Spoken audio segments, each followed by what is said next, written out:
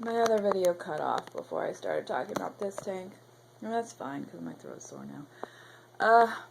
I did want to cover a few things about this. This is the second 29-gallon tank. On this one, there's soil, and instead of laterite, I used baked or expanded clay underneath the gravel with soil, and then I used a competitor for that Eco-Complete stuff, and I capped it with black sand. So it's a little bit of everything down in there. The cories seem to just love digging in the sand a lot. There are 5 cory catfish, and there they are. There are 5 scissor-tail rasboras. I'm trying to zoom in without spooking them. There we go. Whoa. I just turned on the light. That's why they're all together like that, because they were napping. Usually when the lights are off, or on, excuse me. Usually when the lights are on, they're down in the leaves. They don't really like to be exposed like that. They were probably napping, and that's why they're out. Okay, and there will be 5 Angelicus botillas in here, and I have 4 right now. When I can find a 5th one, there will be 5. They're schooling. They do actually school. I wasn't sure, but no, after watching their behavior, they're absolutely schooling creatures. There is one of the 2 plecos. Remember, I bought 2 plecos. The one I could catch is in here. I was looking for her, but she's probably in hiding. She's a bristlenose pleco. Pretty sure it's a she. She's pretty big. I gotta look up and make sure I'm not like overfeeding her or something. I don't know. I usually at night I put down a broken algae wafer and they gobble it up. I break it up because I don't want the pleco will camp it and nibble, and then when she's done, then the cories can have at it. So I started breaking it up so they didn't have to sit there and wait, because they will wait for her. She will kind of scoop them away. Okay, the makeup of this tank. Okay, you see there's a lot of plants.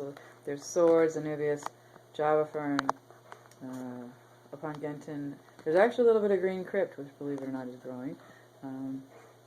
And some of that dwarf stag I told you about in the other video we're going to put in.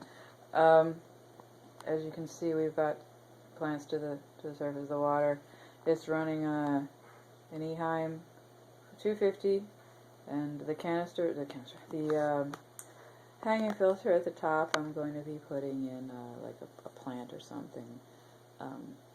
I may or may not keep the bio wheel itself, but it's over filtered and that's totally fine. There's peat running in the canister filter, and I think we've got some scissor-tail rasbora action going on. There's one small dude that's always chased, but they're not actually. He's not nipping. He's not nipping action going on. Anyway, I think they're hanging out because they're getting friendly. Anyway, distraction. So I got peat's running in the canister filter. Just a little bit, see if it'll soften the water some. I do have very hard water. But it hasn't done too much, really. It does tint the water slightly. I don't know. You can tell by looking in the side, maybe. It tints the water a little bit. Yellow, yeah. Not really. You can't really tell. I'm sorry. I'm trying to show you, and you can't really tell. This is it. I'm not planning on putting in more fish in here. I think 1 pleco is enough. And these fish are going to get, 4 or 5 inches big. So all these guys, so I think we're pretty much maxed out the population. Now, the botillas are amazing creatures. I fell in love with them before I even started up this tank. So I'm looking forward to, there's a good shot of 3 of them. 3 of them are small like this. They're babies. I think maybe 1 inch and not quite a half on these guys. The other one I showed you in the other video, where is he? Oh, there he is. Oh, he's up top. He likes it up there. He's older, and you can see that the spots change as they age. They do hang out together. They are schooling fish, at least as young as they are. See, his stripes are so amazing.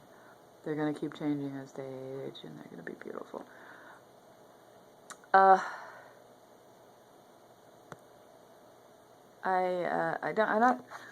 I'm not sure. I mean, these guys are going to be, I've already babbled about them with the Cory catfish down there. I wasn't sure that they were going to all get along, but we'll see. This is one of the very healthy, very large, I should say, ocelot sorts. The newer leaves, it's hard to tell with this lighting. It's kind of tinting things, even tinting my hand.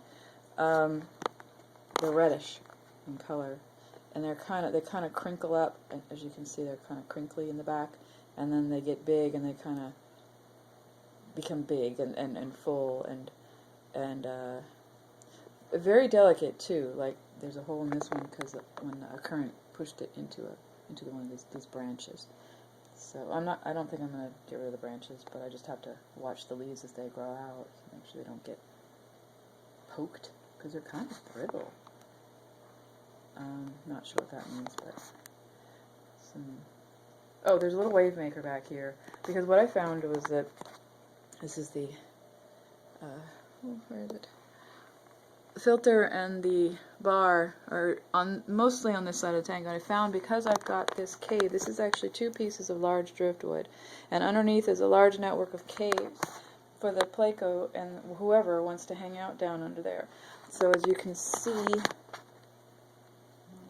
maybe a third of the tank, a little less than a third of the tank is driftwood caves. It's big. It's not solid back there. It's a cave. Anyway, but either way, it blocks the current. So I found that plants on the left side of the tank were getting a little bit of algae on them, and the placo is more interested in fish food than algae. And she wasn't doing anything for the leaves. So I was like, well, I need more circulation on that side of the tank. So I picked up this cheapy little wave maker, and it's really doing well. Well, I like it anyway. So, the botillas are just wonderful little creatures, and I'm looking forward to watching them grow. My quest for information about these guys has been challenging. And what I realized was that on YouTube there isn't much about them. So what I'm going to try to do is at least every 6 months do a video so that you can watch their progress, and I'll tell you what I've learned and how they're doing and so forth. I don't know. It just seems like there isn't much information in terms of these guys, and oh well, whatever I can do to help, I suppose.